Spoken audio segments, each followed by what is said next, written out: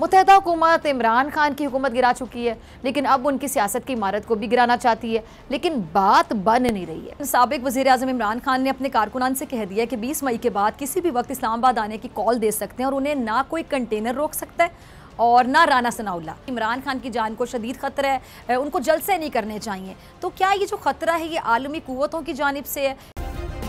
Subscribe करें और bell दबाएं ताकि कोई खबर रह न जाए।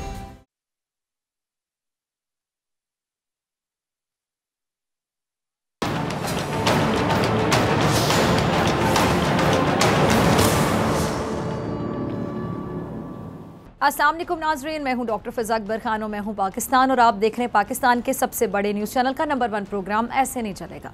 एक मिस्त्री की काम से बेजारी इतनी इंतहा पर थी और इससे पहले कि माहौल में ख़राबी पैदा होती, उस मिस्त्री ने ठेकेदार को जाके कहा कि वो अब मज़ीद काम नहीं कर सकता। अच्छा, ठेकेदार एक रहमदिल इंसान था, उसके पास एक से बढ़कर एक कारीगर था, मगर उस मिस्त्री की कुछ अनोखी ही बात थी। अच्छा, जहाँ तक मिस्त्री की मजदूरी का सवाल था तो उस हवाले से ठेकेदार ने अपने मिस्त्री को सहूलियात के अलावा अच्छा मुआवजा दे रखा था और इस वजह से मिस्त्री की काम से लगन मेहनत भी तारीफ़ के काबिल थी। लेकिन अब जो मिस्त्री की नीयत है ना, वो एक्चुअली काम से भर चुकी थी, वो मज़ीद काम करना ही नहीं चाहता था। अच्छा, ठेकेदार ने मिस्त्री से कहा कि तुम काम छोड़ना चाहते हो तो छोड़ दो, लेकिन मेरी तुमसे गुजारिश है कि जाते जाते एक आखिरी मकान अपने हाथ से बना कर देते जाओ तो तुम ये काम छोड़ सकते हो। अच्छा, इस पर जो मिस्त्री है ना, उसने ठेकेदार का कहना मान लिया। बदनीयती और बेदिली से मिस्त्री ने मकान की तामीर शुरू कर दी। जब मकान मुकम्मल होता है तो मकान को देखकर साफ पता चल रहा था कि जैसे उसने ये काम फ़र्ज समझ कर नहीं बल्कि जल्दी जल्दी जान छुड़ाने के लिए किया हो। अच्छा, मकान ऐसा बना हुआ था कि बरसात की एक बारिश उस मकान को गिरा सकती थी। ठेकेदार को मकान की जो चाबियाँ हैं वो देते हुए जैसे मिस्त्री ने अपने काम छोड़ने की बात की तो ठेकेदार ने शफकत के साथ चाबियाँ वापस मिस्त्री को देते हुए कहा कि तुम काम छोड़ सकते हो और ये वाला आखिरी मकान तुम्हारे लिए मेरी तरफ से इनाम है। अब मिस्त्री सुनकर हैरान हो गया। उसकी हालत ऐसी होगी कि जैसे उसके जिस्म में जान बाकी ना हो। मिस्त्री सोचने लगा कि क्या हो गया, मैंने क्यों अपने किए किराए पर, जिस तरह कहते हैं ना, पानी फेर दिया। क्यों पानी फेर दिया? अगर यही मकान मेरा मस्कन बनना था तो मैंने इसे अच्छा क्यों नहीं बनाया? मैं लोगों की ज़िंदगियों में रंग भरता रहा और ख़ुद अपने लिए ये बेरंग और ये जो नापायदार घर, ये मकान बना डाला। अच्छा, अब इस किस्से से एक सबक मिलता है, वो क्या कि हमें अपने फ़र्ज़ को अच्छे तरीके से अदा करना चाहिए।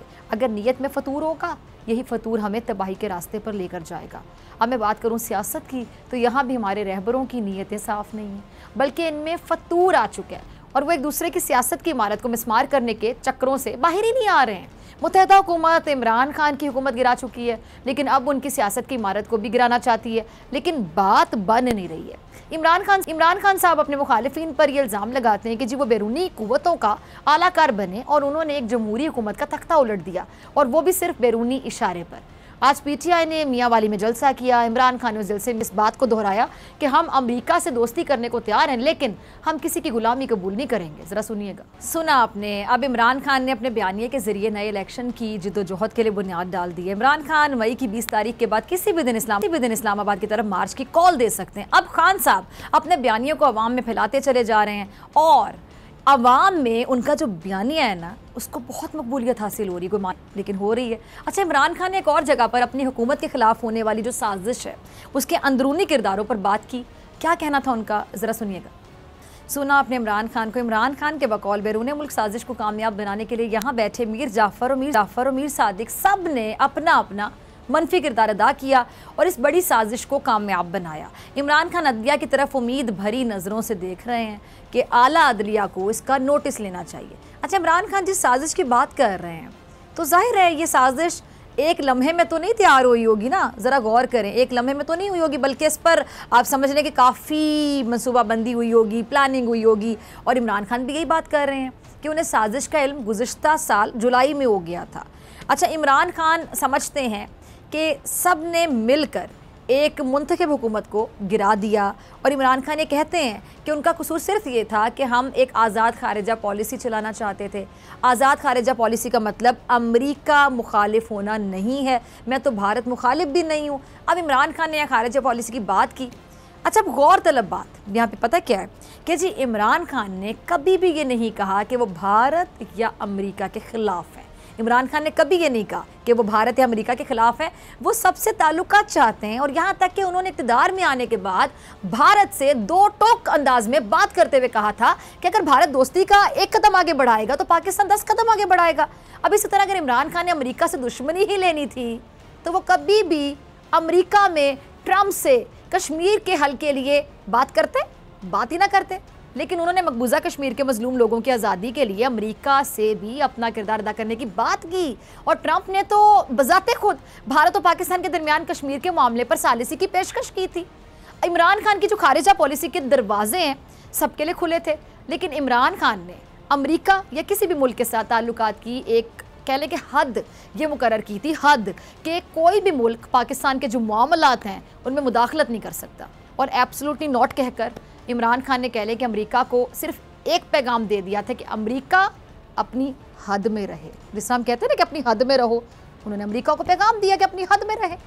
अच्छा, अब अपनी हद से तजावुज़ उन्होंने कहा कि ना करें और इमरान खान ने जहाँ बिरश की जो मनसूबाबंदी है उस पर रोशनी डाली तो वहीं पर इमरान खान ने आखिरकार कह लें कि दिल खोल कर अलीम खान के उनसे जो मुंह फेरने पर की वजह उस पर बात की। फिर बाद में अलीम खान ने भी इमरान खान को जवाब दिया। दोनों का क्लिप होगा, टीम चलाइएगा।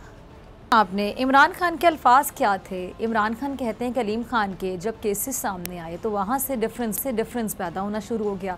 इमरान खान ये समझते हैं कि शायद अलीम खान उनसे ये उम्मीद लगाए बैठे थे कि शायद मैं उन्हें कोई फेवर दे दूंगा क्योंकि वो उन लोगों के साथ मिल गए हैं जो चोर और करप्ट हैं। नाज़रीन, वैसे अगर देखा जाए ना तो इमरान खान ने उसूल की बात की।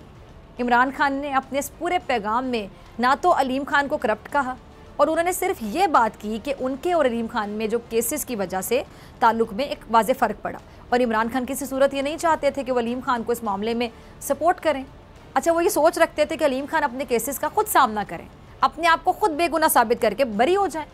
मैं अलीम खान से पूछना चाहती हूँ, अलीम खान से मैं ये पूछती हूँ कि जिनके साथ जाकर आप मिल गए, जिनको आप मुल्क के मसीहा समझ रहे हैं, अलीम खान साहब मैं आपसे पूछ रही हूँ, जिनको आप मसीहा समझ रहे हैं, जिनके साथ जाके मिल गए, उन्हीं लोगों ने आप पर खुलेआम एटीएम का, कब्ज़ा माफिया का, खुलेआम आप पर लैंड ग्रैबिंग का क्या इल्ज़ाम नहीं लगाया था?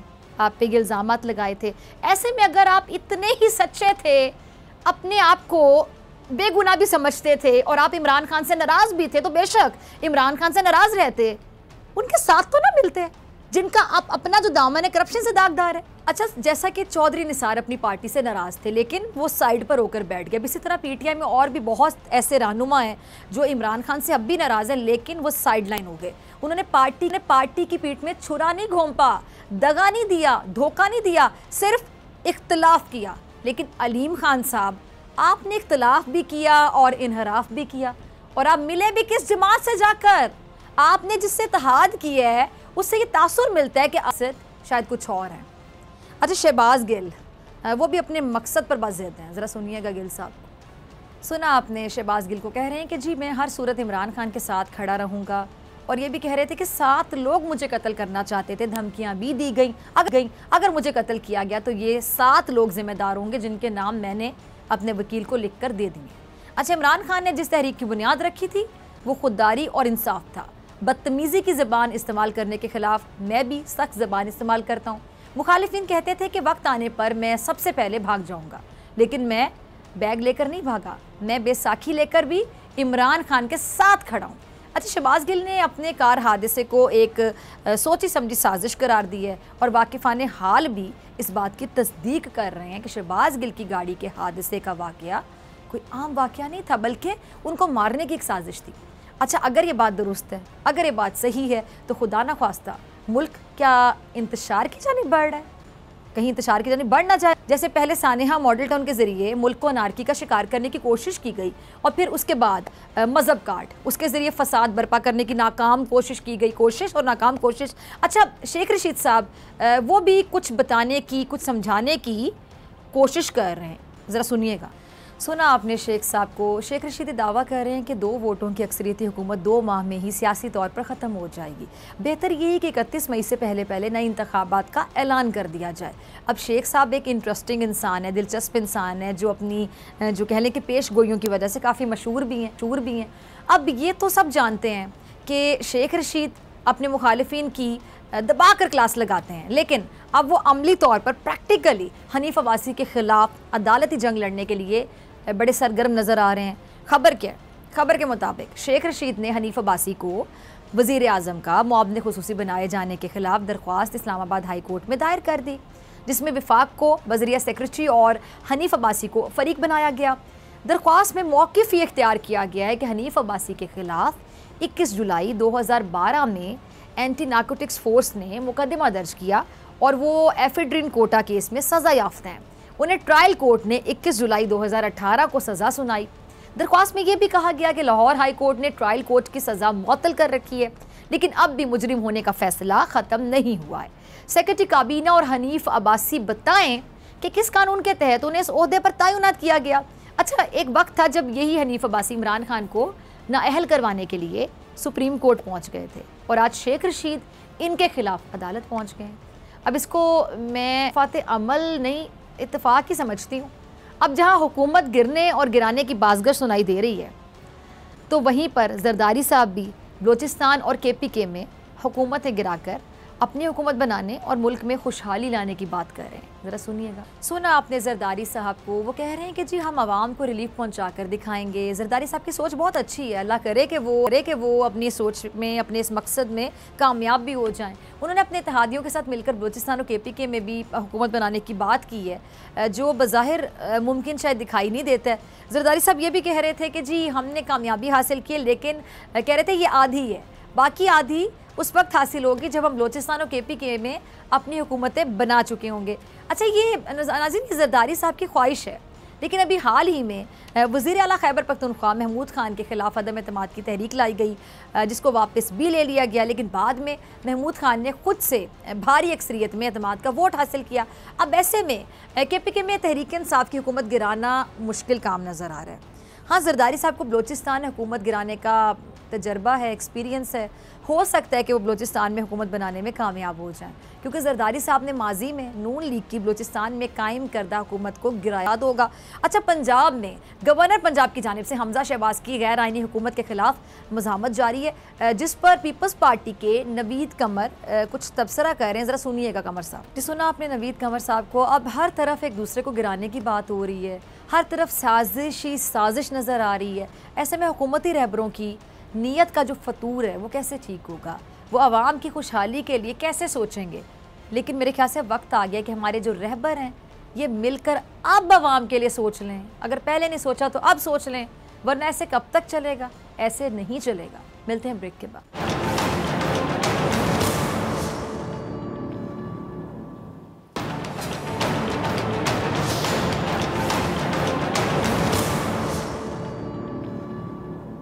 वेलकम बैक नाजरीन। साबिक वज़ीर आज़म इमरान खान ने अपने कारकुनान से कह दिया कि 20 मई के बाद किसी भी वक्त इस्लामाबाद आने की कॉल दे सकते हैं और उन्हें ना कोई कंटेनर रोक सकता है और ना राना सनाउल्लाह।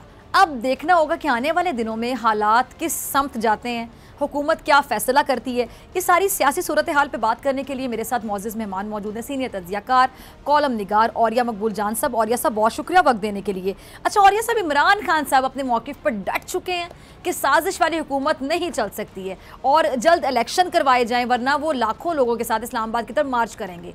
अब आप कैसे देख रहे हैं आने वाले हालात को, क्योंकि जो मौजूदा हुकूमत है वो तो साफ इनकार कर रही है फ़ॉरेन इलेक्शन से, क्या होगा आगे? देखें, इमरान खान मेरे ख्याल ये तीसरा बड़ा इवेंट है पाकिस्तान में पॉपुलैरिटी के हिसाब से कि जो इमरान खान को हासिल हुआ है। पहला हुआ था जुल्फ़िकार अली भुट्टो ने, जिस वक्त 1967 के अंदर ताशकंद से वो आए थे और उन्होंने कहा था कि अयूब खान ने जो है वो बेच दिया है, जीती हुई जंग ताशकंद में हार दिया इंडिया को। और मुझे याद है अच्छी तरह के रावलपिंडी से लाहौर पहुँचते पहुँचते ट्रेन में वो आए थे और जिस तरह आवाम निकली थी बग़ैर किसी कॉल के, वो सूरत हाल बहुत बिल्टअप हुई थी और उसने तब्दील कर दिया था पूरे का पूरा सिनेरियो। दूसरी दफ़ा हुआ था 1977 में, इलेक्शंस हुए थे कौमी असम्बली के, और कौमी असम्बली के इलेक्शंस में धांधली का शोर मचा था और PNA ने कहा था कि हम बाइकाट करते हैं। और 3 दिन बाद सूबाई असम्बली के इलेक्शन थे और हू का आलम तारी था, एक शख्स भी वोट डालने नहीं गया था। जो लोग जीते थे 10-10, 12-12 वोटों से जीते थे, ये हालत हो गई थी। तीसरी दफ़ा इमरान खान साहब को पॉपुलैरिटी पाकिस्तान के अंदर अब तक जहाँ तक मेरा अंदाज़ा मिली है वो है कि जिस वक्त उन्होंने कॉल दी है और रात के वक्त 300-350 के करीब जगह ऐसी थी जहाँ लोग वॉलंटरली निकले हैं, खुद निकले हैं, रिएक्शन में निकले हैं। और ये ऐसी कैफियत है कि जिसको कैश किया जा सकता है। पहले भी कैश हुई है, आप पहले कैश हुई अयूब खान की हुकूमत के ही, भुट्टो आ गए। दूसरे बार कैश हुई 77 के अंदर, भुट्टो की हुकूमत के ही, PNA और बाकी चीज़ें आ गई और आज तक को भुट्टो की हुकूमत उसी दोबारा सही तरह वापस नहीं आ सकी। और ये तीसरी दफ़ा है। कहाँ कैसे कैश करते हैं? इमरान खान में एक बात तो है कि वो रेजिलिएंट तो हैं, वो फाइट करना जानते हैं और वो मेरा ख्याल ये है कि इसको कैश कर जाएंगे। ठीक है, ठीक है। अच्छा, आगे चलते हैं जी। अच्छा, इमरान खान साहब ने आज भी इंसाफ के इदारों से अपील की है, आपने सुना होगा वो कि जी वो कहते हैं कि वो ज़मीर बेचने वालों के खिलाफ क्यों नहीं सुमोटो लेते हैं। तो अब क्या आपको लगता है औरिया साहब के जो कुछ सोशल मीडिया पर चल रहा है उसको देखकर इदारों पर प्रेशर आएगा अवाम का, और जो दीगर इदारे हैं वो भी इमरान खान की मकबूलियत और उनके जो जलसे हैं उसमें लोगों की तादाद को मॉनिटर तो कर रहे होंगे? बहरहाल कहने वाले तो कह देते हैं सियासी पार्टियां खासतौर पे मुखालिफिन के, जी ये तादाद इतनी नहीं थी, इतनी थी, ऐसी ऐसी तस्वीर लगा दी जाती हैं, शायद मेरे ख्याल से वो पार्किंग से ले ली जाती हैं, वहाँ से ले ली जाती हैं उस एंगल से कि जहाँ पर तादाद बहुत कम नज़र आ रही होती है। देखिए, अदारे मॉनिटर तो कर रहे हैं, अदारे बल्कि बहुत इस वक्त परेशान हैं। उसकी वजह यह है कि किसी को ये अंदाज़ा नहीं था कि इतना शदीद रिएक्शन आएगा। आप खुद देखें ना कि एक अदारा जो है वो बहुत एक्टिव था अपने ट्वीट के ऊपर। वो 9 अप्रैल को आखिरी ट्वीट करता है और 1 महीने तक वो ट्वीट नहीं कर पाता, खामोश हो जाता है। ये कितनी बड़ी अजीबोगरीब बात है, ये बड़ी सोचने की बात है। पहले उन्होंने सोचा कि शायद ये कि मॉनिटर हो रहा है, उसके बाद लोगों ने पकड़ा भी, लेकिन फिर उनको अंदाज़ा हुआ कि नहीं, ये ऐसी सूरत हाल नहीं है, ये एक सूरत हाल बन चुकी हुई है। अब उनको गलती का एहसास भी है, लेकिन मसला सारा यह है कि वो कैसे उसको हैंडल करें। आसान बात इसलिए नहीं है कि जो लोग जिन्होंने असर के वक्त रोज़ा तोड़ा है, अपोजिशन जो थी, जब हुकूमत में शहबाज शरीफ हैं, वो समझते हैं कि हम 1.5 साल के अंदर इलेक्शन रिफॉर्म कर लेंगे, कुछ इमरान खान के केसेस निकाल के बदनाम कर लेंगे, इस तरह की 3-4 चीज़ें करने के बाद ऐसा होता नहीं होता। उसकी एक बुनियादी वजह है, उसकी एक बुनियादी वजह यह है कि सब्र और चैन नहीं है किसी के अंदर। भुट्टो के खिलाफ जब मूवमेंट चली थी, जब 77 के अंदर, आपको पता है कि लाहौर में एक भट्ट साहब होते थे, उन्होंने एक जुलूस निकाल दिया था। तो भुट्टो ने गवर्नर हाउस बुलाया और उसने कहा तुम मेरे पागल, तुम मेरे दुश्मन हो, हुकूमतें भी कभी जुलूस निकाला करती हैं, तुमने तो उनको जिंदा कर दिया। और वही हुआ, रतन सेनमा का उनका होता था, रतन सेनमा में से फायरिंग हुई, लोग चढ़े, उन्होंने वहाँ से लोगों को उतारा, उनको मार दिया, क्राउड ने मार दिया। आप मुझे ये बताइए कि मरियम नवाज जब जलसा करेगी, इमरान खान अगर जलसा करते हैं धरने की तरह 5-6 महीने अकेले करते करते करते एक फटीग आ जाती है, एक थकन आ जाती है। लोग समझते हैं कब इलेक्शन आएंगे तो फिर देखेगा। लेकिन जिस वक्त मुकाबले पे गवर्नमेंट जलसे शुरू करती है, तो एक तो ये है कि गवर्नमेंट के जलसों को लोग हमेशा यही कहते हैं कि ये लोग इकट्ठे किए गए हैं, उन पर एक ब्लेम रहता है। और दूसरी बात जो होती है कि वो डिफेंसिव पे होती है। तीसरी बात यह, वो अपोजिशन की तरह कार्ड नहीं खेल सकती। चौथी बात ये होती है कि आप इमरान खान का रोज अखाड़ा लगाएंगे, आप तो जिंदा करेंगे ना उसको। तो असल मसला ये है कि ये मुझे लगता ये है कि ये इलेक्शन आपको कराने ही पड़ेंगे, खा कुछ हो जाए। ये 1 महीने के अंदर अंदर बात इतनी बढ़ जानी है कि या इलेक्शन तो या फिर कुछ और ही होगा, फिर या इलेक्शन या फिर बहुत बड़ा इंतशार, जैसे कि शेख रशीद भी पेशगोइयां कर रहे हैं। अच्छा, और ये सब ये जो वीडियो, किसी की फ़लाँ वीडियो आने वाली है, किसी की फ़लाँ चीज़ आने वाली है, ये जो किसी की ज़ाती ज़िंदगी से रिलेटेड चीज़ें आने वाली हैं, किसी को प्रेशराइज़ करने के लिए, मतलब सियासत एक अलग चीज़ है, ज़ाती ज़िंदगी अलग चीज़ है। इस तरह की वीडियोज़ अगर आती हैं, फिर वो अभी चल रहा है आजकल के जी फेक टेक्नोलॉजी है, पहले से बातें की जा रही हैं, आप सोशल मीडिया पे देखते होंगे। मैं अक्सर सहाफ़ियों को भी देख के परेशान हो रही होती हूँ कि आजकल सहाफ़ी का भी नहीं पता चलता, सहाफ़ी की तो कोई पार्टी नहीं होती। तो हम देख रहे होते हैं अक्सर कि कुछ PTI के सहाफ़ी होते हैं, मुकाबले में नून लीग के सहाफ़ी होते हैं। अच्छा, पीपल्स पार्टी बड़ी न्यूट्रल इस मामले में कि पीपल्स पार्टी के सहाफ़ी कम नज़र आ रहे होते हैं सोशल मीडिया पर। अब पता नहीं बात पीपल्स पार्टी के हक में जाती है या खिलाफ जाती है बतौर सहाफ़ी, आप इस पर भी लाइटर नोट पर तजिया कर सकते हैं। ये जो अब आपस में एक जंग चल रही होती है सोशल मीडिया पर कि किसी की ज़ाती कोई वीडियोज़ या कोई बात इस तरह की, उसको सियासत में लाना, किसी को प्रेशराइज करना, ये बड़ा अनएथिकल नहीं लगता? इसके बारे में आपका कॉमेंट चाहूँगी। देखिए, पहली बात तो यह है कि पीपल्स पार्टी को heads of two people's party. एक बात तो यह है कि मैंने 25 साल काम किया है सिविल सर्विस के अंदर, पीपल्स पार्टी के अंदर जितनी टॉलरेंस है किसी और पार्टी के अंदर वाकई मौजूद नहीं। ये ना दबाती है पार्टियों को, साफियों को, कुछ नहीं, इस तरह की सूरत नहीं, ना इस तरह की गलीज हरकतों में पड़ती।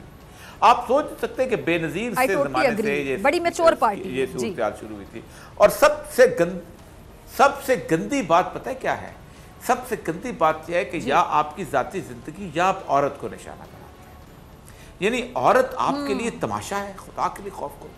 आप मुझे ये बताइए कि गुज़श्ता तकरीबन 3 साल के अंदर शायद इमरान खान को इतना गंद ना उछाला गया जितना उनकी बापर्दा और बीवी के बारे में उछाला गया। कभी कहा तवीज़ चल रहे हैं, कभी होते कौन उसके घर की जिंदगी के अंदर आने वाले, कोई सियासत से ताल्लुक अच्छा। और ये सब यहाँ पे देखिए दोनों तरफ से, आप देखिए दोनों तरफ से, मैं दोनों को गलत इसलिए कहती हूँ कि इधर से कुछ लोग जो है बुशरा बीबी को निशाना बनाते हैं, उधर से कुछ लोग मरियम साहिबा को निशाना बनाते हैं। दोनों तरफ से गलत हो रहा है। बुशरा बीबी हो, मरियम नवाज हो, दोनों खवातीन है, रिस्पेक्टेबल है। मैं आपको बताऊं जी जी जी गौरिया साहब, पाकिस्तान की तारीख नहीं बल्कि दुनिया की तारीख, पाकिस्तान की तारीख नहीं बल्कि दुनिया की तारीख में मैं शायद मरियम नवाज को वाहिद खातून समझ देखा है मैंने कि जो किसी की फजूल वीडियो के बारे में गुफ्तगू भी करे और ऐलान भी करे कि ये आने वाली है। मैंने किसी जिंदगी में अपनी पॉलिटिक्स में, मर्द होते हैं इतनी फजूल याद करने वाले होते हैं, वो करते रहते हैं, लेकिन एक औरत होने की हैसियत से इतनी बड़ी, और बार बार प्रोग्रामों के अंदर मैं तो देखा ही, जब मैंने देखी तो मुझे तो देखा ही नहीं गया। और ये बड़ी तकलीफ से बात है, मैं आपको बताऊं, ये हजम होने वाली बात नहीं है। कम से कम मुझसे तो हजम नहीं होती किसी तौर पे। आप किस खाते में आते हो, और फिर आप खुद सोचें कि आप जजेस की वीडियोस जो है एक बहुत बड़ी प्रेस कॉन्फ्रेंस में लीक आउट करें। यानी कुछ समझ नहीं आती कि ये है कि एक छोटा सा वाटरगेट स्कैंडल हुआ था। आपको पता है वाटरगेट स्कैंडल क्या था? वो ये था कि उन्होंने अपनी अपोजिशन पार्टी की वीडियोस प्राइवेट बनाई थी, ठीक। अब वो चले गए निक्सन के पास। निक्सन ने उनको कहा कि अब तुमने ये कर तो लिया है कि इसको छुपा लो।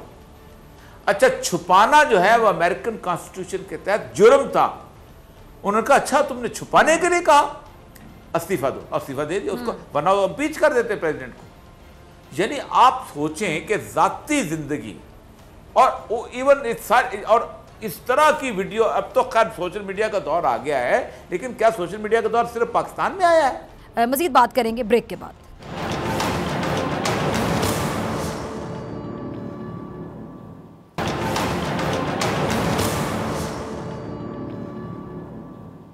वेलकम बैक नाज़रीन। औरिया मकबूल जान साहब मेरे साथ मौजूद हैं। और ये सब अच्छा, एक और ख़बर जो कि बड़ी अलार्मिंग है, अक्सर तजियाकार इस बात का जिक्र कर रहे हैं, ये बात कर रहे हैं कि जी इमरान खान की जान को शदीद ख़तरा है, उनको जलसे नहीं करने चाहिए। तो क्या ये जो ख़तरा है ये आलमी क़ुव्वतों की जानिब से है? क्योंकि तारीख़ को आपसे बेहतर मेरे ख्याल से कोई नहीं जानता होगा, जितने लोग TV पर आते हैं आपसे बेहतर कोई नहीं बताता कि ये जो शाह फैसल हैं, दीगर जो रहनुमा हैं, उनके साथ क्या हुआ था, अगर हम तारीख़ में जाएँ। देखिए, मैंने इसके ऊपर एक सीरीज कॉलम्स की लिखी है कि CIA ने तकरीबन 72 जगहों पे अपनी गवर्नमेंट्स जो हैं अपने उसके हिसाब से चेंज करवाई हैं। और सबसे पहली गवर्नमेंट जो थी वो मुसद्दक की उन्होंने चेंज कराई थी। और उनका तरीक़ाकार यही होता है कि सबसे पहले तो वो लोगों को ख़रीदते हैं जो उनके MNAs MPAs होते हैं, उनको वोट ऑफ नो कॉन्फ्रेंस लेके आते हैं, उनको एक तरफ लेके जाते हैं। लेकिन अगर कोई बंदा बहुत ज़्यादा पॉपुलर हो तो फिर उसकी जान को ख़तरा पड़ जाता है। अब देखें, उनको सबसे हम तरीन थी वो अंगोला का मसला था। अंगोला में उनके पास बहुत बात है, लिथियम था, सोना था, बहुत सारा। तो वहाँ जब बेल्जियम से वो आज़ाद हुआ तो लुमुम्बा जो था एक शख्स था, वो बहुत पॉपुलर आदमी था। आप सोचें कि उन्होंने, उसका कसूर सिर्फ ये था कि उसने कहा कि बेल्जियम की फोर्सेस जो हैं ये मेरे साथ जो है बहुत इंट्रिकेट कर रही हैं, मेरी गवर्नमेंट को बदलने की कोशिश कर रहे हैं, मेरी मदद करो। तो अमेरिका ने उसकी मदद न की तो वो रूस को उसने टेलीफोन किया तो उसको उन्होंने बदल दिया। अब वो इतना पॉपुलर था कि हंगामे शुरू हो गए, उसको अगवा किया गया, उसको बाकायदा जाके एक जगह मारा गया। निकरागुआ के उस बंदे को भी, सदर को इन्होंने कत्ल करवाया, रवांडा में कत्ल कराया। अच्छा, उसके बाद वो क्या नाम है उसका, ग्रेनेडा में कत्ल। तो इन्होंने ये एक इनकी पर्टिकुलर टेक्निक होती थी जो किया करते थे, यही तरीका। अभी आखिरी जो है हुआ है यूक्रेन में हुआ है। यूक्रेन में हुआ ये कि इन्होंने 2014 में उसको ऑरेंज रेवोल्यूशन कहते हैं। सबसे पहले इन्होंने यूरोपियन यूनियन के लोगों ने वहाँ जाके पैसे देने शुरू किए और उनको ख़रीदा लोगों को। उन्होंने नो कॉन्फिडेंस मूव लेके आए और नो कॉन्फिडेंस मूव कामयाब करने के लिए धरना दिया गया। उस धरने में यूरोपियन यूनियन के एम्बेसडर खुद धरने में बैठते थे। वहाँ हंगामे हुए, 150 के करीब लोग मरे। उस बंदे ने भाग के पनाह ली रूस में जाके और वहाँ पर ऑरेंज रेवोल्यूशन हो गया, ज़ेलेंस्की को ले आए। अब वहाँ हुआ ये कि रशिया ने एंटर होना ही था, उसका तो मफाद मसला बन गया था। मैंने 1 साल पहले लिखा था कि पाकिस्तान और यूक्रेन ये दोनों निशाने पे हैं, और निशाने पे इसलिए हैं कि दोनों रूट्स हैं चीन और रूस के लिए टुवर्ड्स द सी। पाकिस्तान जो है वो इंडियन ओशन को एक्सेस देता है और वो जो है वो बास्फोरस जो है वो मेडिटेरियन को एक्सेस देता है। यूक्रेन में उन्होंने कर लिया, पाकिस्तान को उन्होंने डिस्टेबलाइज करना था, और ये मूवमेंट उनकी बड़ी अरसे से चल रही थी। वो खुल के इसका इजहार करते थे। वो कहते थे पाकिस्तान हमारे लिए उस तरह इंपॉर्टेंस नहीं रह गया। वो क्या नाम है उसका, जो मंटर, जो कैमरन मंटर, यहाँ तक कह दिया हम तो वाघा से सिडनी तक हम लड़ने वाले लोग हैं, वहाँ लड़ेंगे। कंटेनमेंट ऑफ चाइना के प्रोग्राम में पाकिस्तान में या तो डिस्टेबिलिटी रहेगी या उनकी ऐसी हुकूमत रहेगी जैसे साउथ कोरिया में या जापान में है कि अपने एटम बम क्लोज करो, हम तुम्हारी सिक्योरिटी करते हैं, खाओ पियो ऐश करो, जिंदगी गुजारो। ये उन्होंने फैसले कर लिए हुए थे और ये फैसले इतने तल्ख हैं कि जो हम उसकी तरफ बढ़ रहे हैं। इसी वजह से पता जो हो रहा है कि इमरान खान जो है वो अब इस वक्त निकला है, अगर बाहर लेके निकला है, मुझे डर ये है और बड़ा खौफ यह है कि या तो उसकी जान को खतरा है, या अगर वो जान को खतरा अटेम्प्ट कामयाब ना हो सकी तो मुल्क में बहुत बड़ी बदअमनी का खतरा है। ठीक है जी। अच्छा, और ये सब एक और चीज़ जो मौजूदा हुकूमत के खिलाफ जा रही है वो ये कि जी यहाँ ज़मानत पर आए हुए जो लोग हैं बड़े ओहदों पे बैठ गए हैं। वज़ीर आज़म शहबाज शरीफ, वज़ीर आला हमज़ा शहबाज ज़मानत पर हैं, और कई जो वफाकी वज़ीर हैं वो भी, वज़रा जो हैं वो भी ज़मानत पर हैं। अच्छा, फिर हनीफ अब्बासी को वज़ीर आज़म का मुआवने खुसूसी लगाया गया है। जो हनीफ अब्बासी का केस है हाई कोर्ट में चल रहा है, हनीफ अब्बासी को ट्रायल कोर्ट ने उम्र कैद की सज़ा तक सुनाई थी। तो क्या ये खबरें पाकिस्तान के का जो इमेज है या पाकिस्तान की साख है उसको मुतासिर नहीं करेंगी? एक नेगेटिव, एक मनफी जो हमारा एक इमेज है वो नहीं बनेगा? देखें, पाकिस्तान का इमेज मनफी, उससे ज़्यादा सबसे बड़ी बात यह है कि पूरी दुनिया जानती है कि 1 साल से पहले जो उन्होंने रोज़ा तोड़ा है असर के वक्त, अपोजिशन ने तोड़ा नहीं, तोड़ाया गया है।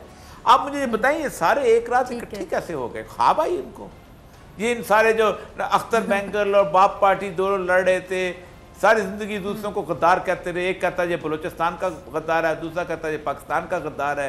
ये पीपल पार्टी और उसकी एमक्यूएम ये आपस में कैसे शीरो शकर हो गए। उसके बाद ये एनपी और सारे और 1-1.5 वोट की अक्सरियत से ये लोग सामने आए। और एक और बात बताऊँ आपको, पाकिस्तान की 70 साल की तारीख में हमजा शहबाज वाहिद चीफ मिनिस्टर है जो पहले दिन लोटों के साथ इलेक्ट होके आया है, वरना पहले दिन कोई नहीं आता था। पार्टी सी कोलिजन बनते थे, इमरान खान आया, कोलिजन हुई, मिलाया, ये किया वो किया, लेकिन लोटों के साथ पहली दफा जो वज़ीर आला बना वो सिर्फ एक है, वो शहबाज शरीफ। आप मुझे ये बताइए कि आप दुनिया की पूरी जमहूरी पॉलिटिक्स में एक बंदा था चर्चिल। उस चर्चिल ने पार्टी बदली थी 1945 में, और उसने जंग अजीम दोम जितवाई थी, हीरो था। अगले साल इलेक्शन थे, लोगों ने चर्चिल को हरवा दिया था। कहा था तुम पार्टी बदलते हो, तुम इतने बेज़मीर आदमी हो। चर्चिल जैसा बंदा हार गया था, आप खुद इटली वहां पर आ गया था। ये है हालत जहां पर जमहूरियत मुस्तक पाकिस्तान। आज मुझे बताए कोई एक एंकर पर्सन, कोई टीवी वाला बात करता है कि सारे लोटे बने कैसे और कैसे हो गए और किस तरह हो गए, कोई ज़मीर कहाँ चला गया, कोई नहीं बात कर रहा।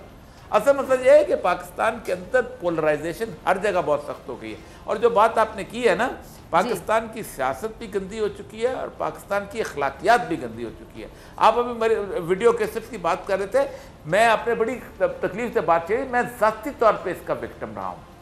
आप सोचें, जिस ज़माने में मैंने मुख्तलिफ किस्म के प्रोग्राम करने शुरू किए थे तो मेरे खिलाफ बात तो कोई नहीं होती थी सारी बात। यानी आप सोचें कि मेरी बेटियों के बारे में फजूल की गुफ्तगू है जो कि अपने घरों में बैठी हुई, आराम से बैठी हुई थी, और ये सारे सेकुलर लिबरल सारे लॉबी करती थी, लेकिन मैंने आज तक कभी किसका जवाब नहीं। लेकिन मैं ज़ाती तकलीफ में हूँ, और जो भी लीडर कम से कम इस किस्म की गुफ्तगू समझता है करता है, मैं उसकी तकलीफ महसूस करता हूँ और मैं उसको हमेशा एक दुनिया का बदतरीन लीडर समझता हूँ कि जो इस किस्म की वीडियोज़ की बात करता है। बड़ी गैर अखलाकी हरकत है ये, बिल्कुल। अच्छा, और ये सब, ये जो आपने एक बात नोट की होगी, बल्कि सबने की होगी, ये जो मौजूदा हुकूमत है, इसके जितने भी तहादी हैं, जो आप भी अभी फरमा रहे थे कि सारे पता नहीं अचानक एक पेज पर कैसे आ गए, लेकिन पता है क्यों आ गए। अच्छा, इस हुकूमत का खात्मा, एक चीज़ तो इन्होंने क्लियरली बता दी थी कि हम इसलिए चाहते हैं कि जी मुल्क में बहुत महंगाई हो रही है, बेचारा जो गरीब है उसको 2 वक्त की रोटी नहीं मिल रही है। अच्छा, अब इस वक्त कोई महंगाई की बात नहीं कर रहा, ना बढ़ती हुई कीमतों की बात कर रहे हैं, सारी जो जमाते हैं एक पेज पर आके अपने अपने ओहदे लेकर खामोश तमाशाई बन गए। मैं यही तो कहता हूँ कि 30 साल का गंद जो है, वो कहता है 30, वो चलो समझ आती है 30 साल से गंद चला रहा है, 3 साल में 2 साल तो कोविड के निकाल देना बीच में से, पीछे साल तो इमरान खान के पास एक रहता है। उस 1 साल की कंट्रीब्यूशन की सूरत पे आप कहते हैं कि हमने, और आप तो बड़े दावे करते थे, आप तो कहते हैं हमारी माशी टीम पता नहीं कहां से कहां हो गई और क्या हो गया। मसला साज है, अभी जिस बंदे को IMF कहते हैं, वो IMF का वो बंदा था, अब जिसको लेके आए उसने 19 साल IMF में नौकरी की है। देखिए मसला साज है कि खराब ही इन्होंने किया हुआ है। वो जो इसका शेर है खान दानिश का कि सब्दा नौरस्ता से तू वजह पामाली न पूछ, बात चल निकली तो ये फिर बागबां तक जाएगी। इन लोगों ने पाकिस्तान को तबाह बर्बाद किया है। आप सोच नहीं सकते कि 1947 में इस बड़े सगीर पाको हिंद पर 1 रुपए का कर्जा नहीं था, 1 रुपए का। आप सोचें कि यहाँ पर दुनिया का बिगेस्ट एजुकेशन सिस्टम बना, यहाँ पर दुनिया का बिगेस्ट रेलवे निज़ाम बना, यहाँ पर डाक का सिस्टम बना, यहाँ कॉलेजेस बने, स्कूल्स बने, यूनिवर्सिटियाँ बनी, यहाँ पर जानवरों के अस्पताल, वेटरनरी हॉस्पिटल बने, वेटरनरी यूनिवर्सिटियाँ बनी, क्या कुछ। और आप पता है अंग्रेज क्या कितना टैक्स लेता था? सिर्फ 9% टैक्स लेता था मालिया और अबियाना का, ओनली। इनकम टैक्स नहीं था, कस्टम ड्यूटी नहीं थी। 5 करोड़ पाउंड हम इंग्लैंड बेचते थे। हम कितने नाहल थे कि हम उस मुल्क के ऊपर 138 अरब डॉलर का बैरूनी कर्जा और तकरीबन इससे 3 गुना ज्यादा अंदरूनी कर्जा। हमने किया क्या है इस मुल्क को, दिया क्या इन लोगों ने? ये तो फांसियों पर लटका देने चाहिए। सबको अपने आपसे सवाल पूछना चाहिए ना, काश ये सब अपने अपने गिरेबानों में झांक के सवाल पूछें कि हमने सब ने इंडिविजुअल इस मुल्क को क्या दिया। चले अभी सोच लें कि आगे क्या देना है, क्योंकि ये रहबरी का दावा करते हैं और अवाम इनसे अभी भी उम्मीद रखते हैं, क्योंकि ये सो कॉल्ड हमारे रहबर हैं। बहुत शुक्रिया आपका औरिया मकबूल जान साहब।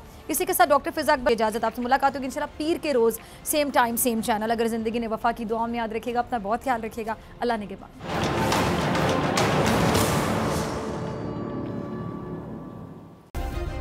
सब्सक्राइब करें और बेल दबाएं ताकि कोई खबर रह न जाए।